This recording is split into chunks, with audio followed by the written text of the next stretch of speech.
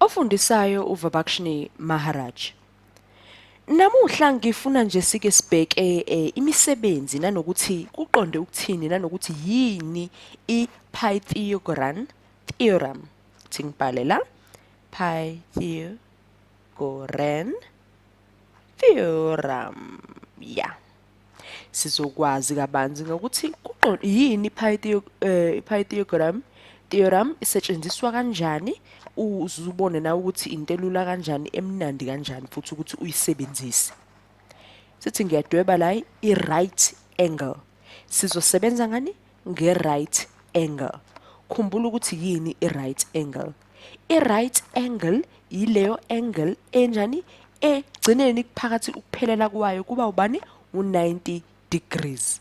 Ivezwa kanjena ke i-right angle iyafakwa nje lapha ekhoneni. Ngivulela isikhala sayo sokukhombisa uphawu lokuthi i-right angle. Ngibhale nangapha right. Qonda ukuthi i-right angle. Uyayibona leyo nto. Phinde nje ngibhale nangamanye amazwi ukuthi i-right triangle, kodwa siyazi ukuthi sikhuluma nge-right angle. Kuzobaluleka ukuthi ke uma usukuthandwa mhlawumbe ukukhohlwa ukuthi yini ama-angle akho, ubuyele emuva kuma-videos akho akhuluma kabanzi ngama-angles, azokukhumbuza nje basuthi hayi kanti into elula kanje, khululeka. Asithola ke le right angle yami ngifaka u-ABC. Uyabona lesikhala ngisikhomba lapha kasi. Ngifuna ukuthi sike izinto sizibize ngamagama azo ukuze uma usuhlangana nazo kungabi ukuthi uyaqala ukuyibona into enjengalena iyakuthusa kanti into elula nje. Kodwa siqale sikhulume ngendaba yokuthi iPythagorean theorem isetshenziswa kanjani. Naku-ke ngikubhalele la okomthetho sikubiza ngani ngeformula okusebenzani iPythagorean theorem ncese. Ukuthi ithi a squared plus b squared equal c squared. Umthetho wakhona indlela ekusebenza ngayo yiformula. Lapha ya esikhaleni sika C lo mugqa lo waka C subiza ngani hypotenuse. Sibiza ngehypotenuse ke leya ndawo ka C ngoba yini iyona ewumugqa omude kunayo yonke phakathi kumdubo wakho we-right angle, i-hypotenuse.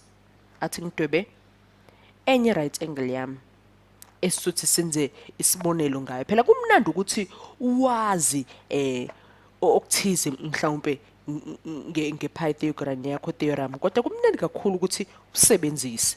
Awuthi ngithi la isikhaleni u-C. Ngizothi ke ngino-9, ngino-7, ngino-C. Ngine-right angle. Ngifuna ukuthola bani? Ngifuna ukuthola u-C.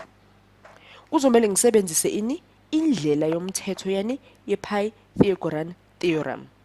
Angithi ithi a squared plus b squared equal c squared.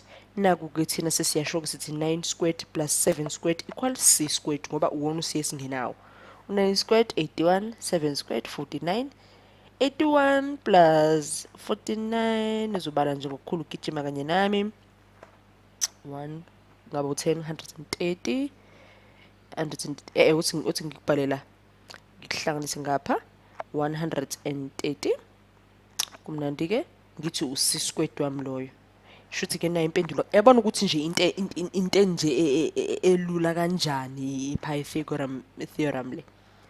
Mase ngiyothatha ku-c squared wami mangithandile ngifuna ukuthi ngiyohlisa mhlawumbe isisindo sakhona noma ngiyoveza ngendlela engconywana u130 wakhona. Ngiyawuthatha ngithi yebo ngiyavuma u130 u-c squared u130 wami ngiphinde ngiwufake kuphi? Ngiphinde ngiwufake kwi-square root. Enze ukuthi u130 ukhishwa ba u130 uyakhishwa, u65 ababili, u65 ababili bayakhishwa, u13 ababili uma sikhuluma ngeindaba ze-square root. Kodwa ke phecelezi nje ungasheshe nje ubhale ugijime uthi 130 sitholile i-square root sa130 lapha ya sa-c. Asibone esinye isibonelo, angifuni kodwa ukuthi sike kufihleke la umthetho lo usutholile ngoba ngifuna siloke sihamba nawo sizikhumbuza. Sithi na enye right angle yami uyayibona ukuthi ayisamile ngendlela efanayo kodwa le ngathi ibheke phansi. Kodwa ke siyazi ukuthi i-right angle ngoba yini nalo uphawu phakathi olukhombisayo ukuthi sisebenza nge-right angle. Sinobani? Sino A, sino 21, sino 35. Uyabona ukuthi esikhaleni sika 35 uwona umugqa omude kunawo, yabona lo. Uwona umugqa omude kunayo yonke khona esibiza ngani nge-hypotenuse yakhona. Okusho ukuthi singathatha ngokuthi uwona usiwa khona lapha. Sisebenzela ngendlela yomthetho vele yani ye-Pythagorean theorem. Ithini? A squared plus B squared equal C squared. Asifake sinako. Sino A squared plus 21 squared equal 35 squared. Sithatha ngokuthi usiwethu lo naku lo hypotenuse yethu. Khumbula ukuthi iyenziwa yini hypotenuse? Ingoba umugqa omude kunayo yonke imigqa ekhona phakathi komdubo wethu we-right angle. Asibone ukuthi u21 squared ke siuthola ukuthi ungubani no35 squared ungubani, sihlanganise kanjalo base kubalula nje. Siyabona ukuthi na kanjani uA squared sizomthola. 21 squared 441 siyehla lapha. Sifunana no 35 squared ke manje 35 no 35 ngapha 55 singiyabambisa u2 phezulu base sehlanganisa. Ngiyathemba ukuthi uma senza lezi zibalo nawe unokukhulu ukubala kanye nami ukuze sihambe ngendlela efanayo nenokuthi umqondo uyawuthola. Wasele 1050 base kusho ukuthi nxese 5 7 5 2 sibambe 1 2 1 1225. Siyabona ke lana ukuthi ke sizothi A squared plus 441 sithi equal 125. Nxese 1225. Sibona hlanganisa kanjani? Sidivide ngobani ngo441 sawukhulula uA squared nangu umele 1225 minus lapha ngezansi u441 sobala futhi ndawonye ngigijima nxese asenze kanje. Besahamba indlela efanayo nje ukuthi bengifuna ukucisha lokho phezulu. Sibe no 5 no 1 singabamba ngapha. Angithembe na unepheshana nje lincanyana ukubala kukhona na kanye nami.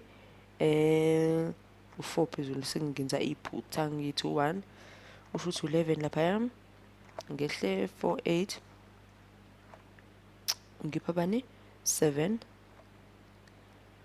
engakuthatha njenge impendulo yami ekusho ukuthi singathola ukuthi uA squared wethu lona basukhulula sesufaka ku-square root ke sekuzoba A ulingana no 781. Asibona ukuthi sanga ucaza yini lo 741 and 84 nxese. Sibona sanga ucaza ukuthi u784 lona ungakhishwa ungakhishwa 392. Ungabala usheshe kahle nje ku calculator nawe singaze senze iphutha nje kanti bikhona into engasisiza u392 196 sekubala ngokukhulu nje ukushesha nami ngomqondo ungabhekisisa kanye 196 khona umkhiphayo ababili noma ngabe sesihle kakhulu noma kuyafana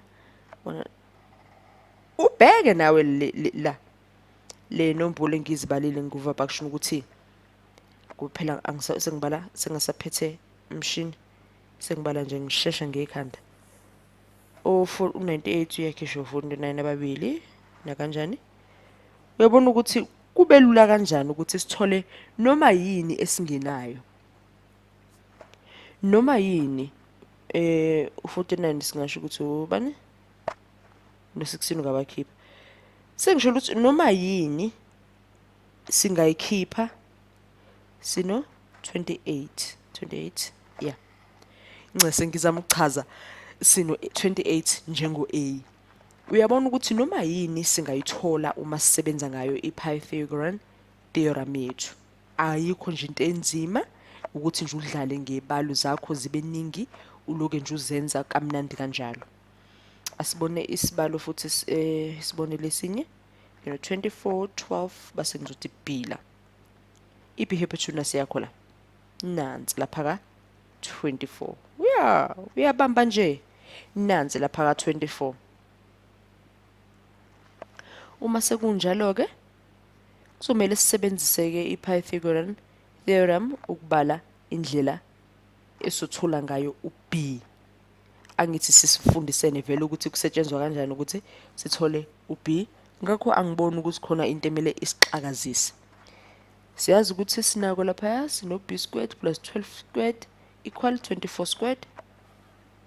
Siyawubona B squared equal 24 squared minus 12 squared ngale. Ngoba sifuna ukukhulula uB. Siyawazi 24 squared no 12 squared singawehlisa ngapha. Basiyazi nje ukuthi njalo impendulo yakho nokufika nje. Kodwa ukuthi sibe singayithole ephutheni asibone la kumshini ukuthi sotshelwana. Sino square root sika 24 ne square root sika 12. Uma kuhlangene noma kususana siba no 20.718 numbers qhubeka kanjalo. Ngibona bangifaka ngala ngikhiphile ku square root siyathola square root sika 432. Ngakho singabamba impendulo yethu lapha esikhaleni sika B. Uyabona ukuthi sithole impendulo ya 432 square root ungakhishwa na 216 wona ngibona 216 wona ungakhishwa ba nawo akhishwa 108. Ungabhekisisa futhi nawo ngathi nje ukuthi uqaphele yabo ungabe usuthatha nje kwasani ngoba naku yabona seshesh 27 uyakhishwa 9 about 3 sino 224 9 asibheke la 116 times 9 times 3 43 kuyawenza umqondo sihambe kahle phuma 432 futhi sisiyazi ukuthi uB wethu uyini uyi-square root esingalikhipha njengokuthi liyangena i-square root lika 16 lika 9 lika 3 nakanjalo siyazi ukuthi i-square root lika 16 u4 sibe no 3 sibe no square root lika 3 kalula kamnandi kanjalo yaphuma impendulo ya B yethu ukuthi u12 ne square root ka 3 kamnandi.